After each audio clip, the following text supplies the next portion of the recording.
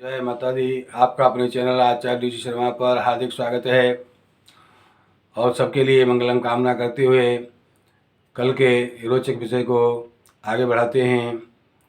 और उसमें बात कर रहे थे हम कि जन्म समय पर जो जन्म कुंडली बनती है, जो जन्मांक चक्र जिसे कहते हैं, तो जन्मांक चक्र के 12 खाने होते हैं और उस धरती के भूभाग को, वायुमंडल को हमारे ज्योतिषियों ने, हमारे पूर्वजों ने 12 भागों में विभाजित किया है।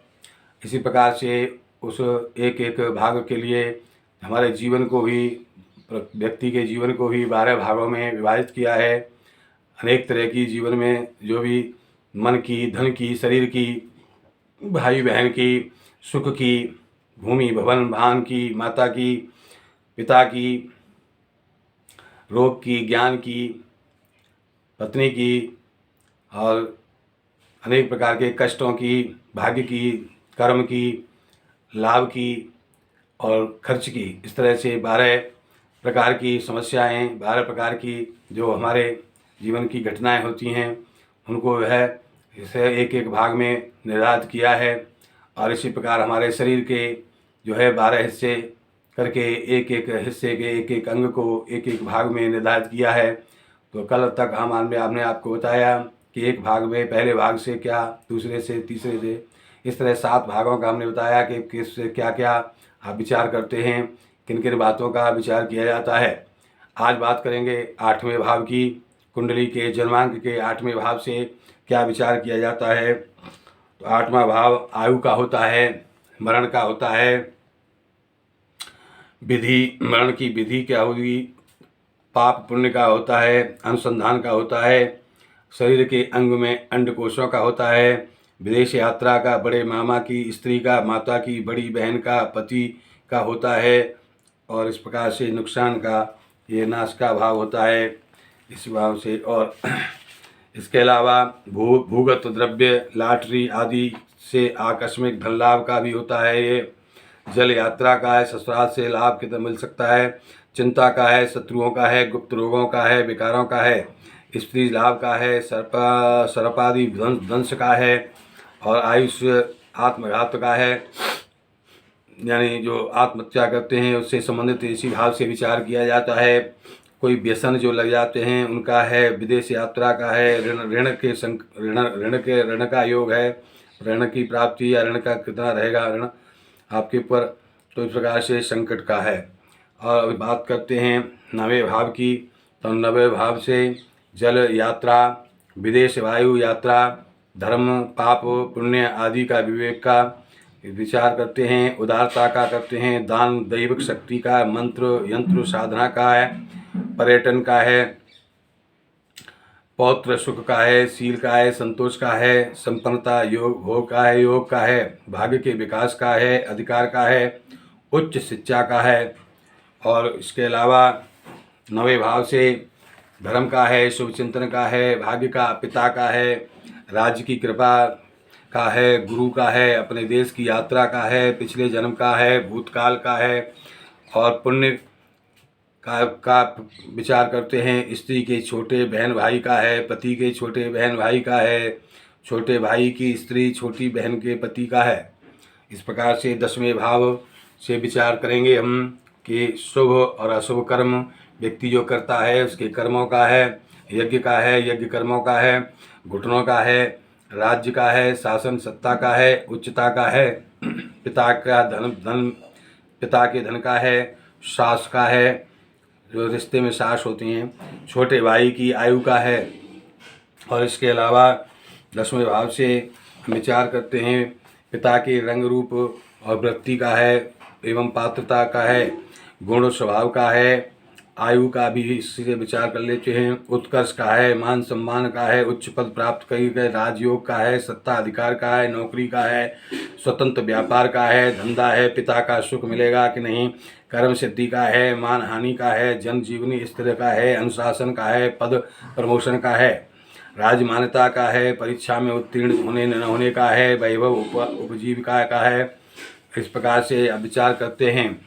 और एकादश यानी 11वें कुंडली के जन्मांक के 11वें भाव से विचार करेंगे तो हम संपूर्ण धनागम का, लॉटरी का, लाभ मिलने का आदि का विचार करेंगे। मित्रों से सुख मिलने का, भाई जमाई, समाज में श्रेष्ठता, वाहन सवारी का लाभ, सुख, प्रॉपर्टी का लाभ, मंगल कृत्य का है, मशीनरी कार्यकलाप का है, मेल मिलाप क्रिया का, कुशलता का है, आकस्मिक लाभ का है, आभूषण योग का है। और यहाँ पर जो है विचार करते हैं 12वें भाव से 11वें भाव से अभी बात करेंगे।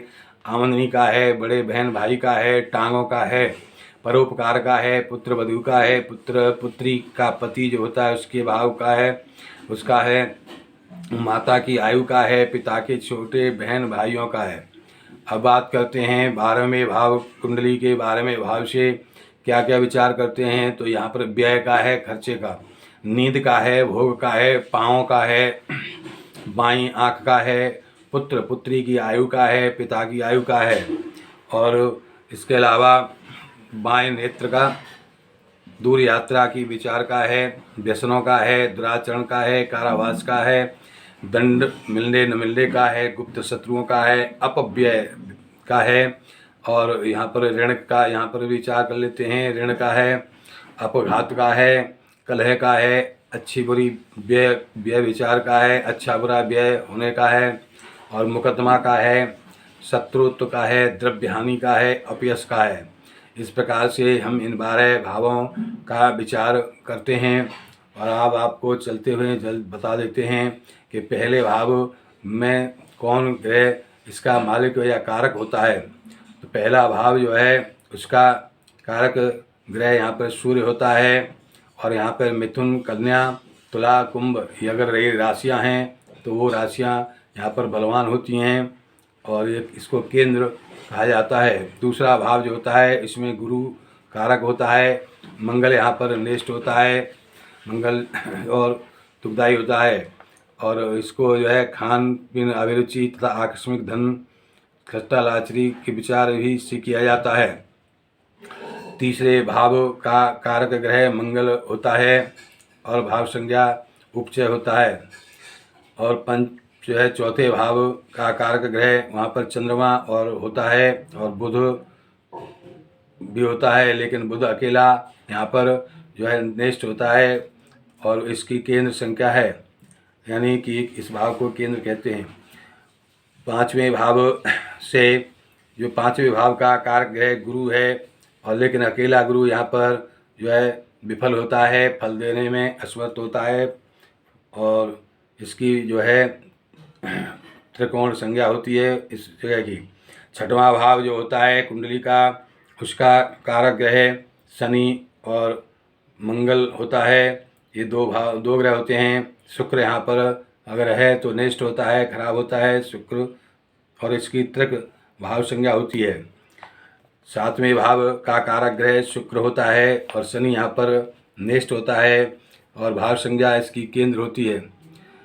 आठवें भाव, कुंडली के आठवें भाव का कारक ग्रह शनि होता है और इसकी त्रिक भाव संज्ञा होती है।